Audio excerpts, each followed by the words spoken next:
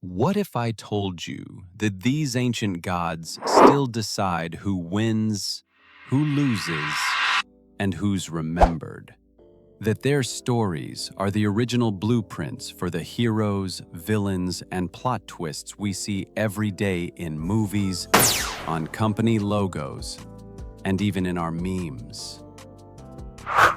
Stay until the end for the one god that inspired Hollywood's secret kingmaker trick, a formula used from Star Wars to The Lion King. Welcome to the Chronicon. Today we're going to do a complete overview of the Egyptian gods. If you want the big picture, who mattered most to ancient Egypt and why, you're in the right place. We'll move fast but clearly. Each god gets a short story, their symbolic role, how they were shown in art, and one surprising modern connection you can use in your own videos, lessons, or creative projects. Think of Egyptian religion not as a dusty set of beliefs, but as a giant, living, operating system that explained everything. The sun's daily journey, the cycle of crops, the pharaoh's authority, and what happens when you die. These gods weren't remote abstractions. They were woven into the very fabric of law, kingship, medicine, and the smallest acts of daily life. Temples, rituals, and images gave people handles on the biggest cosmic questions. How order survives chaos, what justice looks like after death, and what invisible force holds the world together. Today we'll meet 12 major deities, from the blazing sun god to the quiet god of craftsmen. And by the end, you'll be able to spot their fingerprints in art, films, and media, and explain why the Egyptians cared so deeply about each one. Keep a mental note of which god surprises you most. Tell me in the comments, and I'll highlight the top picks in the next video. Let's begin with the sun itself, the god who starts nearly every Egyptian creation story. The first one in our list is Ra, is the sun god, specifically the powerful daylight sun that crosses the sky in a majestic boat and battles the forces of darkness each night. He isn't just a god. In many myths, he is the ultimate creator, the chief of the gods, so powerful that he was often merged with other deities like Amun to form composite super-gods such as Amun-Ra. His iconography is simple and unforgettable. A falcon head crowned with a radiant sun disk, or a human figure with that same disk. Ra's daily cycle, his birth at dawn, his triumphant journey at noon, his aging and descent at dusk, became the ultimate metaphor for creation, life, death, and rebirth. Why did the Egyptians deify the sun? Because the sun was the ultimate cause. It literally made the crops grow, warmed the riverbanks, and marked the unshakable rhythm of life and seasons. But there's a deeper layer. Ra's journey didn't stop at sunset. At night, he sailed his solar brock through the treacherous 12 hours of the underworld, battling the chaos serpent, Apep. Each sunrise wasn't just a new day. It was a hard-won victory of order over chaos. This image directly shaped Egyptian kingship. Pharaohs were called sons of Ra, and their primary duty was to emulate Ra by maintaining Ma'at, cosmic order on Earth. In modern terms, Ra is the ultimate symbol of ultimate power. You see him in any dramatic shot of a sun disk, in golden crowns that imply divine authority, or in characters explicitly named for light and kingship. Think of the Eye of Sauron in Lord of the Rings, a terrible, all-seeing sun-like eye that represents a dark, tyrannical version of Ra's authority. Whenever you see a sun motif used to imply creation, authority, or a cosmic battle between light and dark, you're seeing the ghost of Ra. Next, we meet Osiris, the god of the dead, the afterlife, and resurrection. But to label him just the god of the dead is a mistake. He is fundamentally a god of fertility and vegetation. His myth is the great Egyptian soap opera. Osiris was a good and wise king who was murdered by his jealous brother, Set. The story gets gruesome. Set tricked him, sealed him in a coffin, and later dismembered his body, scattering the pieces across Egypt.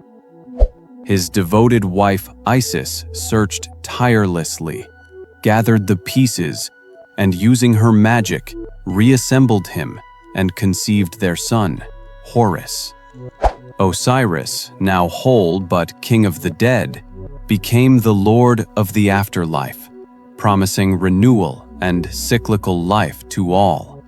He's always shown as a mummified king, often with green or black skin, the colors of rebirth and the fertile Nile silt, holding the crook and flail, symbols of royal authority.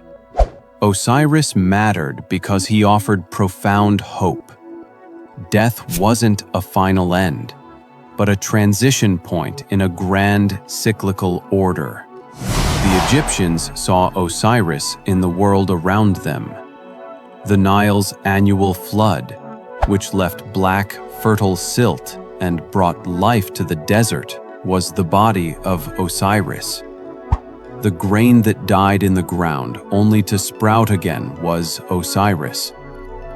This is why the ritual of mummification existed, to reenact what Isis did for Osiris, to make the deceased an Osiris themselves, ensuring their rebirth in the next world.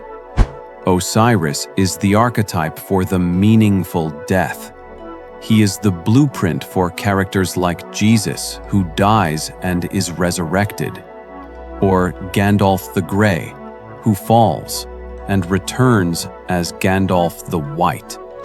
He is the king who becomes a symbol after death, like King Arthur, whose promise to return echoes Osiris's cyclical rebirth. Any story that ties death to renewal, sacrifice to new life, is speaking the language of Osiris. Isis begins this story as the devoted wife and mother, the one who resurrects Osiris and protects their son Horus. But to see her only in a supporting role is to miss her immense power. She is the goddess of magical power, protective motherhood, and cunning intelligence. In art, she's most often shown with a throne-shaped crown. Her name actually means throne, or tenderly nursing the infant Horus, an image that would later influence Christian iconography of the Virgin and Child. Her cult became one of the most widespread in the ancient world, precisely because she offered protection, healing, and personal devotion. Isis's magic is special because it's not about raw power. It's intimate, clever, and determined. She learns the secret name of Ra to gain power. She speaks spells of protection. she uses her wits to outmaneuver Set. This is why she was both a household protector for the common people and a wise counselor to kings. In everyday life, amulets and prayers to Isis were used to secure health, safe childbirth, and children's safety. Her versatility as wife, magician, mother, and queen made her arguably the most beloved goddess in all of Egypt. In modern storytelling, Isis is the nurturing queen archetype, the mother who brings a hero back from the brink, or the powerful sorceress who uses knowledge as her weapon. You can see her in characters like Galadriel in Lord of the Rings, a powerful, magical queen who guides and protects. When you see throne crowns, mother-child pairings charged with symbolic power or protective magic spells, you're seeing the enduring legacy of Isis. Horus is the mighty sky god, depicted as a falcon or a falcon-headed man. He is the son of Isis and Osiris, and his life's mission is to avenge his father and reclaim the throne from his usurper uncle, Set. This story is more than a family drama. It is the constitutional myth of Egyptian kingship. Every living pharaoh was Horus on earth. His right to rule was validated by this divine narrative of a legitimate heir fighting and defeating the embodiment of chaos. One of his most famous symbols is the Eye of Horus, a stylized eye that was a powerful symbol of protection, healing, and wholeness, restored after being damaged in his battle with Set. The struggle between Horus and Set is a profound model of legitimate rule versus violent usurpation. It answers the question, why does this king have the right to rule? The answer? Because he is the divine heir, the champion of order. When a pharaoh took the throne, he took a Horus name, directly embedding himself into this story. The iconography is unmistakable. The falcon, the eye, and countless scenes of the pharaoh ritualistically defeating chaos. Now for that Hollywood trick. The story of Horus, the young prince who is hidden away after his father's murder, who must reclaim his rightful throne from a treacherous relative, is the hero's journey for monarchs. This is the exact plot of The Lion King. Simba is Horus, Mufasa is Osiris, and Scar is Set. It's the plot of Hamlet. It's the backbone of Star Wars, where Luke Skywalker must confront the evil that overthrew his father's order. The Horus principle is storytelling's ultimate kingmaker trope.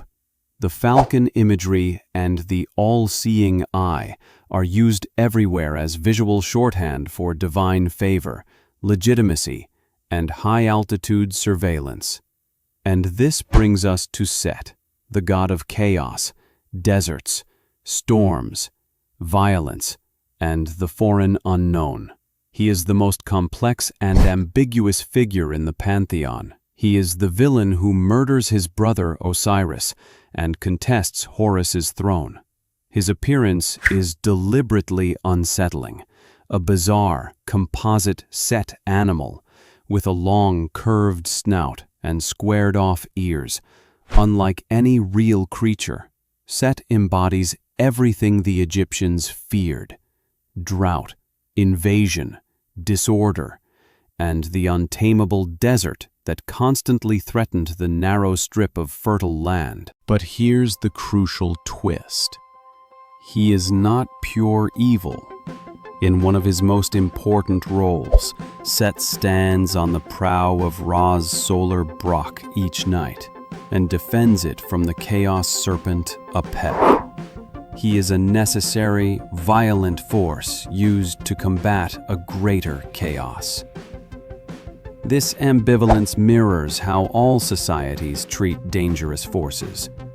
They are both a threat and, when channeled correctly, a vital protector.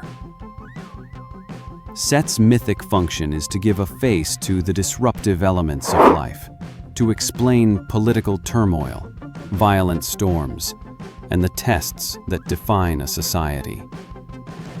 In modern narratives, Set appears in the complex villain or anti-hero who is destructive, but also a necessary catalyst for change.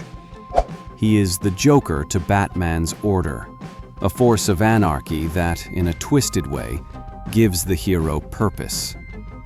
He is Boromir in Lord of the Rings, flawed, tempted by chaos, but ultimately fighting for the good side. Look for desert motifs, strange animal features, or characters who are both villain and protector, and you'll find Set. Anubis is the jackal-headed god of mummification and the guardian of the dead. Before Osiris rose to prominence, Anubis was the original lord of the underworld. He is the divine embalmer, the one who presides over the funerary rites and prepares the body for its journey. In the famous weighing of the heart ceremony, it is Anubis who carefully adjusts the scales, weighing the deceased's heart against the feather of Ma'at, while Thoth records the result. His role is both practical and profoundly sacred. To protect the dead, perform the rites with precision, and secure safe passage into the afterlife. What makes Anubis so compelling for storytellers is his emphasis on ritual and process. The Egyptian afterlife wasn't a matter of random chance or simple faith. It was a legalistic, orderly process with judges, weights, measures, and specific recitations. Anubis is the master of ceremonies for this ultimate judgment. He preserves the sacred boundary between life and death, ensuring that the transition happens correctly. Anubis is a staple in modern media as the mysterious psychopomp, the grave guardian, or the stoic judge of souls. His jackal head is an instant visual shorthand for the mystery of death and the rituals surrounding it. You see him in characters like the Morrigan in some fantasy games, or in the entire aesthetic of Gothic and supernatural genres. Use Anubis when a scene needs ritual gravitas, an eerie escort to the otherworld, or a symbol of impartial judgment. If you're enjoying this deep dive into the mythic toolkit of the ancients, hit that subscribe button and ring the bell so you don't miss the deep dives coming next week. And seriously, share this with one friend who still thinks Egyptian gods are just about mummies. I read the best comments in every video. Thoth is the ibis-headed, or sometimes baboon, god of writing, knowledge, measurement, science, and the moon, which he used to measure time. The Egyptians credited him with inventing hieroglyphs, the very script of the gods, and thus the arts of science, law, history, and calendar keeping. He is the ultimate scribe, the record keeper of the gods, present at the weighing of the heart to inscribe the verdict. He is also a mediator and a god of wise counsel, often settling disputes between other gods, like Horus and Set. In a worldview as highly ordered as Egypt's, a god of records and measurement was essential. Thoth's role shows that the universe runs on principles that can be known, written down, and measured. His presence in the Hall of Judgment emphasizes that knowledge and law are the foundations of true justice. He is often paired with Ma'at, for his records uphold her cosmic balance. Thoth is the archetype for any character who is the wise archivist, the magical librarian, or the cosmic scientist. He is Dumbledore with his vast knowledge and long recorded memories. He is Q from James Bond, providing the technological measures. He is the Oracle in the Matrix, who records and knows the patterns of existence. When you need a character to embody pure logic, record destiny, or serve as the keeper of sacred knowledge, you are invoking Thoth. Ma'at is unique.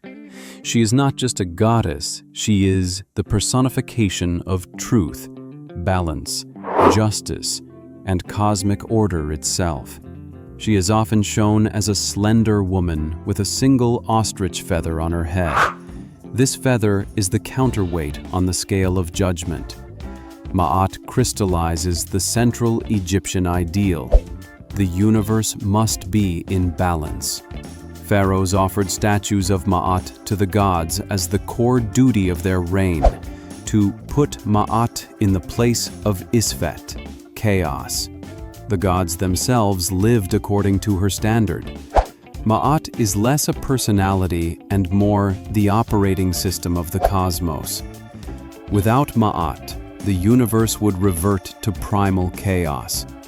Social justice, correct ritual, honest speech, and environmental harmony were all simply expressions of maintaining Ma'at. This concept was so profound, it shaped Egyptian law, art, which was balanced and orderly, and everyday ethics for 3,000 years. When any story contrasts order and chaos, or uses the weighing of the heart metaphor for a moral dilemma, it's borrowing from Ma'at. She is the symbolic foundation for Lady Justice with her scales. In stories, a character's internal struggle to do the right thing to maintain balance is a struggle for Ma'at. She is the reason behind the one ring must be destroyed to restore balance to Middle-earth. Use her as a symbol when you want to discuss the fundamental, ethical weight of our actions. After all this talk of judgment and chaos, we need Hathor. She is the goddess of love, music, dance, joy, beauty, and maternal care. She is often shown as a cow, a symbol of nourishment and gentle, protective power, or as a beautiful woman with cow's horns holding a sun disk. Hathor's cult was one of celebration. Her temples were centers for music, dance, and festival. She was known as the Lady of Drunkenness, not in a negative sense, but as a liberator from daily cares. She also served as a comforting goddess to the dead, a mother who welcomed them into the afterlife. Her presence in society was multifaceted. Women looked to Hathor for help in childbirth, romance, and social rights, but she was also invoked by miners and artisans for protection. She is the ultimate social glue, the one who keeps festivals alive, who forges connections through joy, and who provides comfort in times of sorrow. She represents the necessary, life-affirming power of celebration. Hathor's energy appears in any character who is a goddess of music, sensuality, and communal care. She is the life of the party, but with a divine purpose. Think of the warm, musical cultures in fantasy worlds, or characters like the fairy godmother in Cinderella, who brings joy and transformation. When a scene needs warmth, song, sensuality, or communal celebration, you can frame it with the energy of Hathor. Bastet embodies one of history's most famous animal transformations. She began as a fierce lioness warrior goddess, similar to Sekhmet, but over time, she softened into the cat goddess of the home, fertility, and protection. As Egyptians domesticated cats for their incredible ability to protect grain stores from snakes and vermin, Bastet's image evolved. She became the embodiment of the protective domestic power of a feline guardian. She is shown as a sleek cat or a woman with a cat's head, often holding a sacred rattle called a sistrum. Bastet's cult was enormous and popular. Her festivals at Bubastis were described by Herodotus as massive, joyous parties with music, dancing, and a spirit of revelry. She kept households safe and symbolized the protective, nurturing circle around family and home.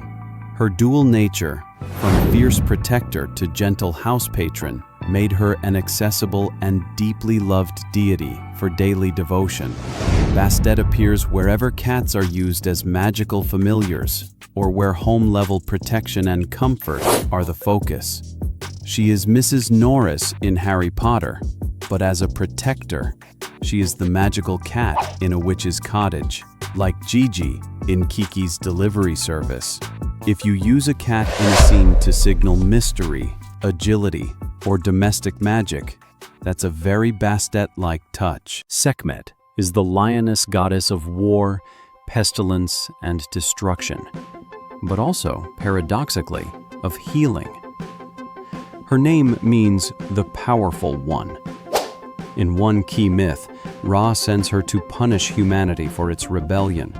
She becomes so bloodthirsty that she threatens to exterminate all life. To stop her, the gods trick her by flooding the battlefield with beer dyed red like blood. She drinks it, becomes pacified, and turns into the gentle Hathor. This story explains her dual nature. Sekhmet's priests were often doctors, using magic and medicine to both invoke her power to destroy disease and to appease her wrath. Symbolically, Sekhmet stands for the dangerous but necessary fury that cleanses and protects. She is the divine purge, the fever that burns away infection. Her paradox is essential for a culture that lived with real seasonal threats, like the plague or the burning, destructive heat of the sun. Characters who burn with a righteous, destructive fury, but also have the power to heal, reflect Sekhmet's nature. She is the Hulk, a devastating force of nature unleashed, who is also a hero. She is any warrior-healer archetype. Visual cues are always the lioness, blood-red regalia, and stories of a raging power that must be calmed or channeled.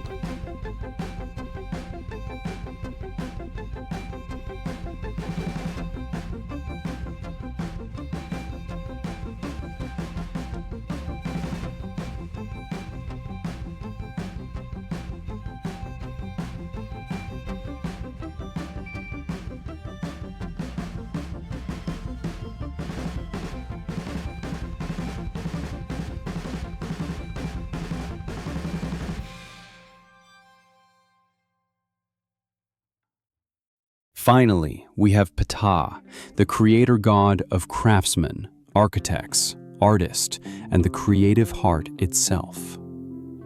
While Ra created through light and authority, Ptah created through thought and speech. In a profound theological concept from Memphis, Ptah conceived the universe in his heart, the seat of thought, and then spoke it into being with his tongue. He is the patron of all who make things, from a sculptor to a bricklayer. He is shown as a mummified figure holding a staff that combines the Ankh, life, the Jed, stability, and the Was, power. Why does Ptah matter? Because ancient Egypt was a civilization built on sublime craftsmanship, and Ptah sanctified that act of making. Building a temple, carving a statue, weaving a tapestry, these were not just jobs, they were sacred acts that participated in the ongoing creation of the world. Ptah ties creation to intellect and language. The idea that to imagine and to name something is to bring it into reality. Ptah is the patron of any maker culture. He is the god of the inventor, the architect, the engineer. He is Tony Stark conceiving a new Iron Man suit in his mind and then building it. He is the god of programmers and writers who speak worlds into existence with code and words. Use his imagery when you want to honor the sacred nature of craft or to dramatize the moment of inspired, intellectual creation. That was a fast tour through 12 of ancient Egypt's most important gods: Ra, Osiris, Isis, Horus, Set, Anubis, Thoth, Ma'at, Hathor, Bastet, Sekhmet, and Ptah. Each one carried a piece of what mattered most: the sun that gave life, the rituals that promised rebirth, the laws that held society together, and the crafts that built the world. Which god surprised you most? And which should we explore in a full deep dive next? Tell me below. I read every comment. If this helped you see mythology in a new light, hit like, subscribe, and share it with someone who'd love to understand these ancient stories through modern eyes. See you next time. And remember, these gods still speak through symbols, stories, and the art that survives them. And that was our tour through 12 of ancient Egypt's most foundational gods: Ra, Osiris, Isis, Horus, Set, Anubis, Thoth, Ma'at, Hathor, Bastet, Sekhmet, and Ptah. Each one carried a piece of what mattered most: the sun that gave life, the rituals that promised rebirth, the laws that held society together, the joy that made life worth living, and the crafts that built a world to last for millennia. So, which god surprised you the most? The complex chaos of Set? The creative power of Ptah?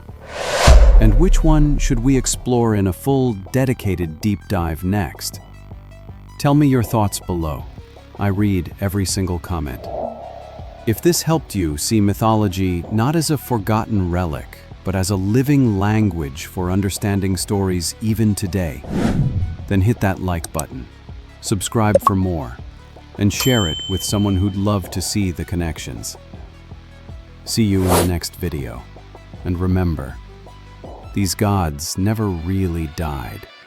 They just learned new names, and they still speak through the symbols, stories, and art that survive them.